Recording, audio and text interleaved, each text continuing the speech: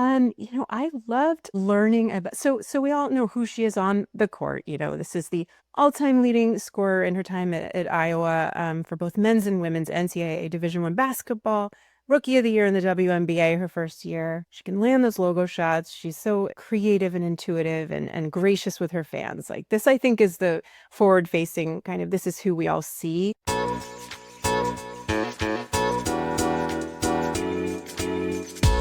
She is the author of the book, The Totally Awesome World of Caitlin Clark. We have the pleasure in welcoming Sara Weiss onto Hoopsology. Welcome, Sara. Hey, how are you? Thanks so much for having me. Thanks for joining the show. I really appreciate it. Our show is about basketball culture, and we've interviewed a ton of authors. We love the not only the NBA but the WNBA. So it's a pleasure to have you on. And when I got word of this project, and then I was able to read the book, I just thought it was so fascinating because along with the topic of the book being Caitlin Clark, I thought it was a great intro into just how basketball works overall. Just in Mhm. terms, there's a lot of different things that like younger fans might not be aware of, and I think this book does a fantastic job of kind of laying it all out around the framework of Caitlin Clark. So I just want to get your kind of journey as to how you're involved with this project, and then your thoughts on the final project, and what do you think about just the book being able to be seen by readers. Yeah, I agree that I think the book, the intention was to make sure that it does appeal to kids who really love sports and maybe are Caitlin Clark super fans, but um, as you mentioned, also including some of the basics of basketball and shooting and passing techniques and what is a triple double and what is a double double and things like that. What is the NCAA and just kind of defining some of the terms so that it also appeals to kids who maybe don't know that much about the sport and gives them an opportunity to learn.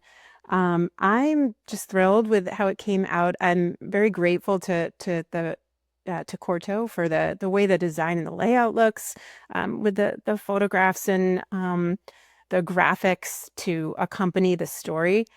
And this honestly is just a dream come true to now, it came out today and to see that it's going to be in stores and hopefully kids get their hands on it and be inspired by Caitlin Clark's journey. It's honestly incredible. So, how does she get involved with the project? Can you kind of tell us the origin story of just if correct if I'm wrong, I think is this your first book about sports in particularly? Yeah, so I've done a lot of writing for shorter writing about inspirational people. I've done some writing for a podcast called Goodnight Stories for Rebel Girls, which is a podcast for kids about real life inspiring girls and women. So I've had a chance to write about athletes and stunt women and tennis star and elephant activists and just really interesting people that I didn't know that much about initially. And so this was kind of a great next step to write a book about this incredible athlete who is such a phenomenon, obviously, as all the listeners here know, and has captivated so many people both on and off the court and wanted to get to know what makes her human and what makes her relatable and how kids might be able to relate to a person like this. Yeah, so that was kind of how I got into it. And I've also been writing. I wrote some dog books for Corto, a book called the a Labrador Life, a Golden Life, and a Frenchie Life. And these are fun kind of coffee table books about the endearing qualities of our favorite dog breeds. Um, and so I was working on those books, and Corto had three other books in this series, The Totally Awesome Worlds of Steph Curry, Cristiano Ronaldo, and Mr. Beast, that an author named Neil Fisher worked on. And those are incredible. Definitely check those out. And they wanted to add Caitlin Clark to the mix. So that was kind of how this came in my direction, and it's really been fun to work on. Yeah, I mean, I'm always fascinated about the research process that goes into to a book like this. So, can you kind of give us some ideas of kind of like, you've got you're writing the book. What are you like looking at? Are you, what was your research process to really get everything together? Yeah. So when I am writing nonfiction in particular, I do like to begin by letting the research kind of wash over me. I watched her games. I read a lot of articles about her, read some interviews when I was writing about her early life, interviews with her family and teammates and coaches to get and some of her early teachers, to get a sense of who she was growing up and who she is now, as a person. Watch post game recaps and interviews with her, and really just tried to experience it all. And then I was working with from an outline, and there's a clear beginning, middle, and end, obviously, to this story as I'm writing about her early life into the WNBA. But yeah, that's kind of how I research it first, is to get the overall feel of the story and who this person is, and then to fill in all of the details.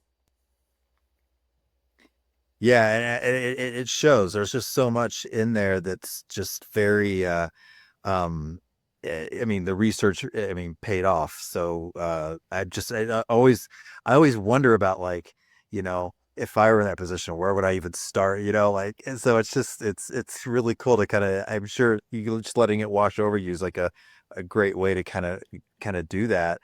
Um, as you kind of go through that process, are you uh, I mean, are there things that come across that you're like, this isn't for, I'm not going to include this because it's, for whatever reason?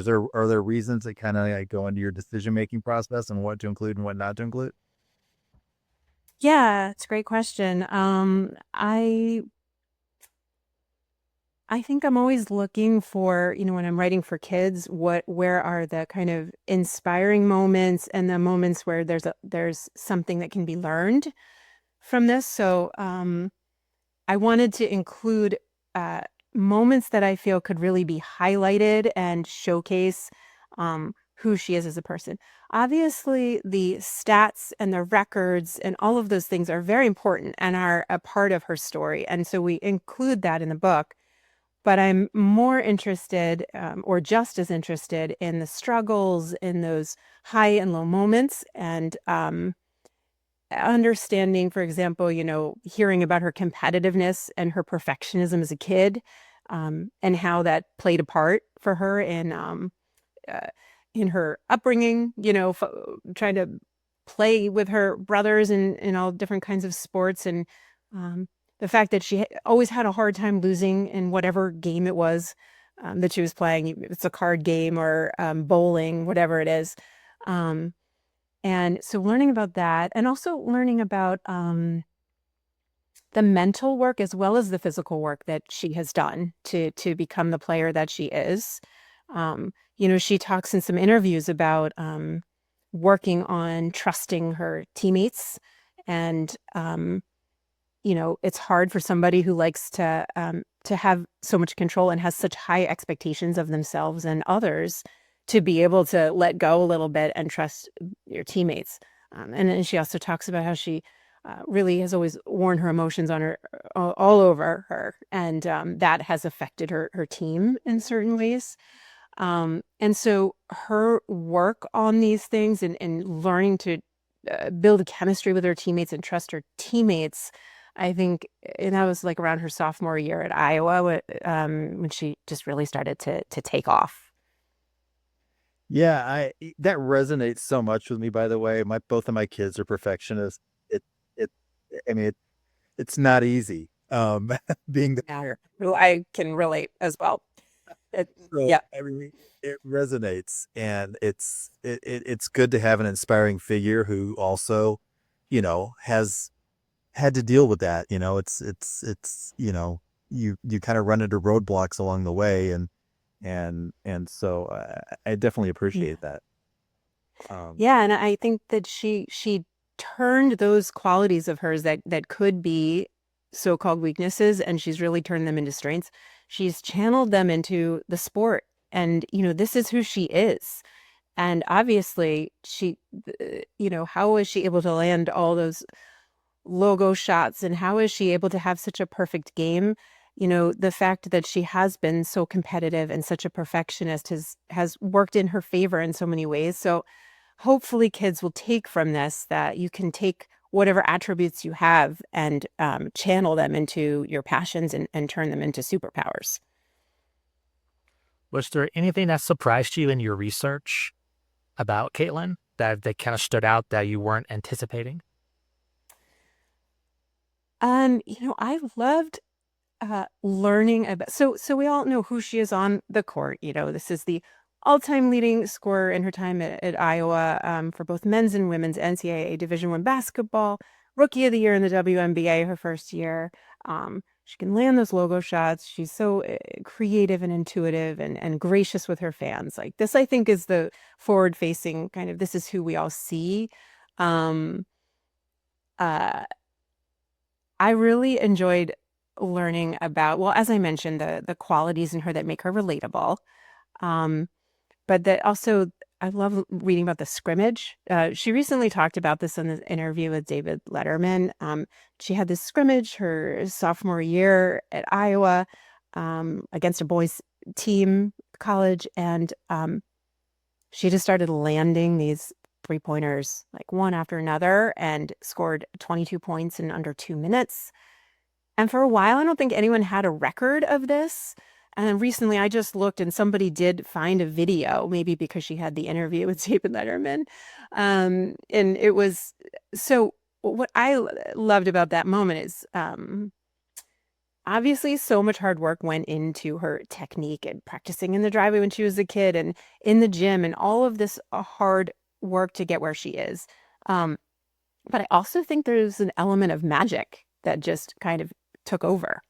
And that happened again at a Michigan game later her sophomore year when she scored 46 points that game and just landed like four logo shots in a row and just kept nailing them. Um, but so I think, there's this hard work that went into that to making that possible. Um, and but then there's times when all the hard work just kind of takes flight. And I think that's what happened for her. And she kind of hit this groove. So I don't know that the description of the scrimmage and the way that I read about that was just a really fun and kind of surprising moment to learn about. Yeah, that's I mean, sometimes those things that happen kind of off the big screen are really fun to like look into because you start to see like makes a person really tick, right? How they are in practice, how they are in scrimmages. Uh, Yeah. did you get a chance to travel for this? Where did you go to Iowa City? I mean, my wife's a former Hawkeye and is always trying to get me to go there. Oh, cool. So Uh, Yeah, I haven't yet. This is definitely now I am very motivated and would love to bring my kids. We've been living in a Caitlin Clark world here, and since I started writing this, my kids have been as well. So I really hope we can make it there soon and see a game.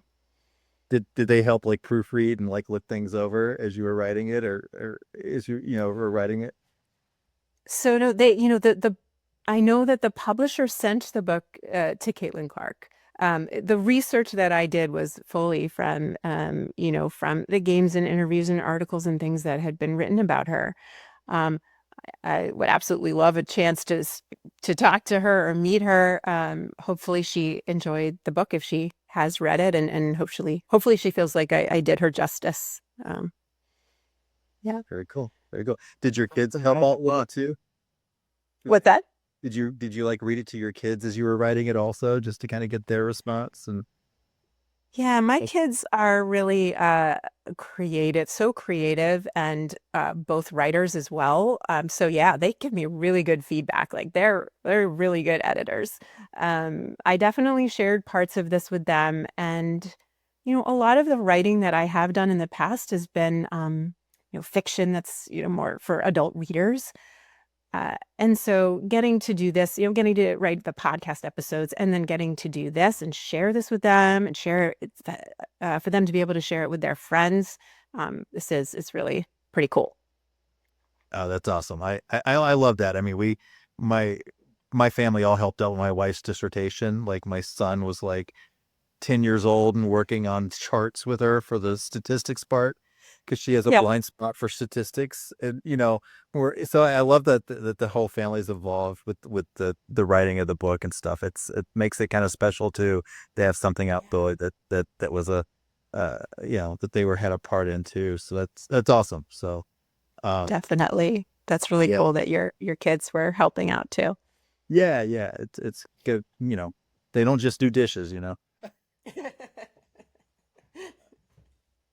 Um, as kind of you're looking at like the landscape of kind of the WNBA and as you're doing your research and that sort of thing. There's definitely like that rivalry with Angel Reese, which I think a lot of that rivalry is partly based on kind of the NCAA tournament losses. But a lot of it was kind of magnified, I think, by fans of both players kind of really attacking Yeah. each other in social media. What's your perspective on kind of on that fallout and what that meant and what that means? Yeah. I agree that it was something that was blown out of proportion by fans and media. And I think the two players don't seem to view it as a rivalry. They seem to have a lot of respect for one another. I think, in terms of what happened in the NCAA, they both did a little bit of trash talking, and Angel Reese caught more flack for it than Caitlin Clark did. And so, on one hand, I think this was something that was invented. I don't think that there is an actual rivalry between them. But I did want to make sure to address it in the book because I think it brings up a very important discussion that I hope kids will consider about the kind of attention that people receive. And I include a quote from a sports historian, Victoria Jackson, in the book, where she talks about how there are basketball reasons, but there are also racial reasons for as to how Caitlin Clark was able to break off into a whole new stratosphere. Um, and she asks if Black athletes who were the same kind of generational talents would be able to receive the same kind of gushing attention. So I did want to bring this up because I think this is a conversation worth having to make sure that we're always working toward fairness in the sport. Um, Caitlin Clark has helped to bring such great attention to the sport, which has helped to increase brand and sponsorship deals for women athletes, and which has helped to increase salaries. um, there's clearly such a long way to go and still such a discrepancy between men's and women's sports. And there's other things we need to look at when we're talking about just fairness and equality in sport. So, yeah, so I was hope that it is something that raising that discussion and question, it will help the kids to really think about it. Um, and I also wanted to make sure in this book to acknowledge um, the larger context of how Caitlin Clark was able to become what she is today. She does stand on the shoulders of these pioneers of women's basketball. Um, Players like Cheryl Swoops and Lisa Leslie and Tamika Catchings, and um, the groundwork that they did uh, really enabled somebody like Caitlin Clark to come along. So, hoping that there's sidebars in the book about Title IX and about the history, some of these pioneers in the history of women's basketball, and hoping that kids will read this and want to learn more about these players, and also like up and coming players like Juju Watkins, and just learn more about who's there and who's playing. And just to really women's basketball is just so exciting, and I hope that they get to enjoy and experience it. Sarah, I got a question for you as well as Alan. I'm just curious in terms of how the youth consume sports. As myself, as a millennial, the internet was very new, and really the only way to sports was a very big part of just media consumption. Now there's so many other ways that the kids are consuming this content these days.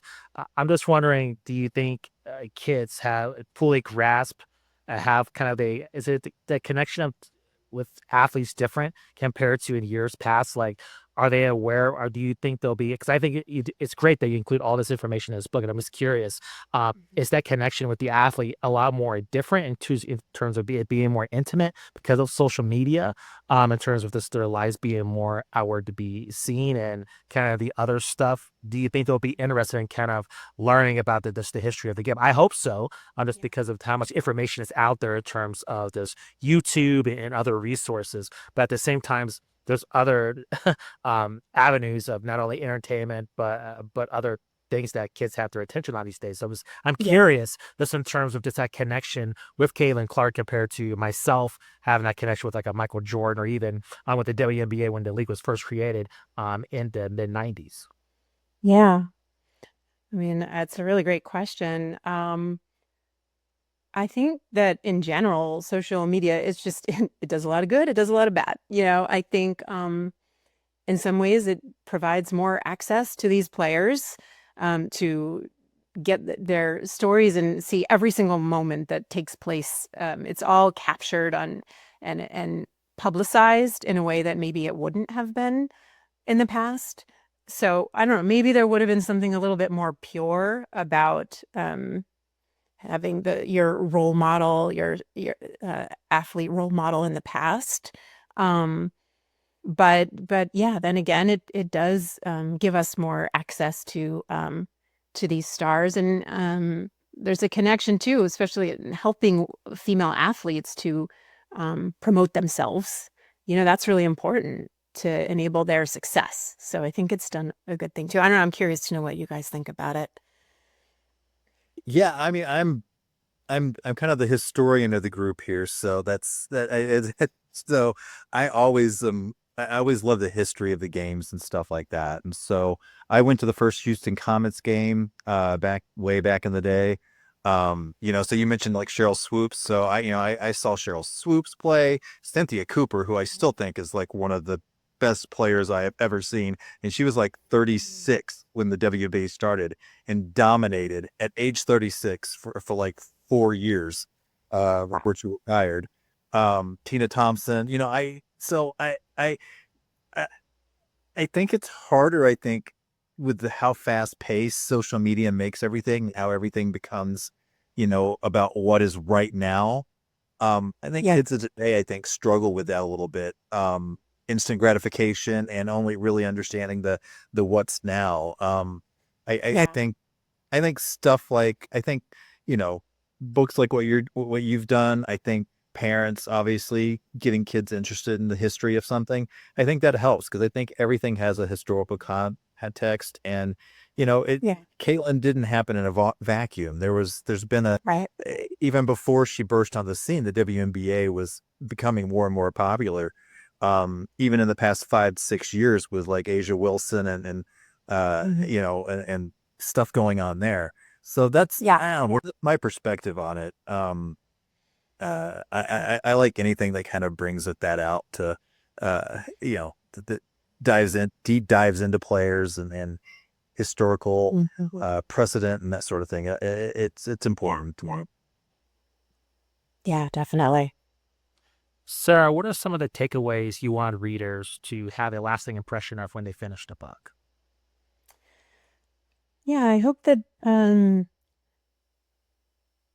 readers will some of the things that I guess I've talked about here that they will get to see behind the curtain a little bit, the hard work, the tenacity that goes into becoming somebody like Caitlin Clark, and understanding what her practice routine is and how hard she's worked.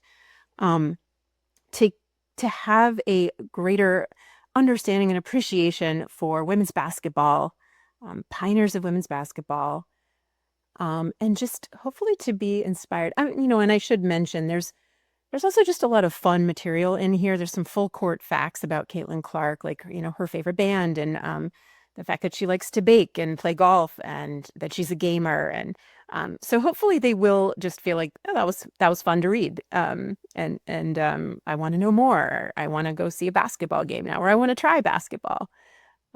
But yeah, I hope that they'll read this and feel inspired in some way to, either learn more about women's basketball or maybe give it a try themselves, or to go after whatever their true passion is and really focus on that and give it everything they have. That's awesome. So if you're thinking like future and you had your you could kind of had your choice. Totally awesome world of who's next? Yeah, so I recently wrote a script for Rebel Girls about Juju Watkins, and I just think she's incredible. I know she was just injured. It was so sad that she was out of the tournament, and it sounds like, right, it'll be a lot of next season that she'll have to recover. But she is just such an incredible player. She's already broken so many records. She also just has such a deep connection to her community. I know she has a deep connection to her grandfather, who was an activist, and she's kind of following in his footsteps and making sure that she stays true to herself and stays connected to her community. Staying rooted is really a message there.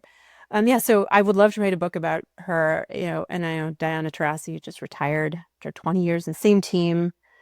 A lot of people refer to her as the greatest of all time, so it would be really cool to write about her as well. Sarah, thank you very much for spending some time. Really appreciate it. Can you let our audience know where they can find you on social media, upcoming projects? And again, thanks for the time. Yeah, thank you so much for having me. So you can find this book. I'll hold it up. I have it here. It's Totally Awesome World of Caitlin Clark. So you can purchase the book anywhere that books are sold, your local bookstore or online. You can visit my website, which is saraweiss.writer.com. It's SARAWEISS writer.com. And that's also my Instagram handle. As I mentioned, I've been writing 3 other books about dogs, and those are coming out in June. So I hope you'll check those out as well. You can find any of the other work that I'm doing on my website too. And I just want to thank you so much for having me and talking to me today. And it's really been a pleasure. Yeah, of course. Thanks for coming up. Thanks for putting together this book, because I think really kids, I think you need it. Not only learning about Caitlin Clark, but just, again, just the world of this basketball, how it works. I think it's fantastic. So I appreciate it. Thank you. Thank you so much. Thank you.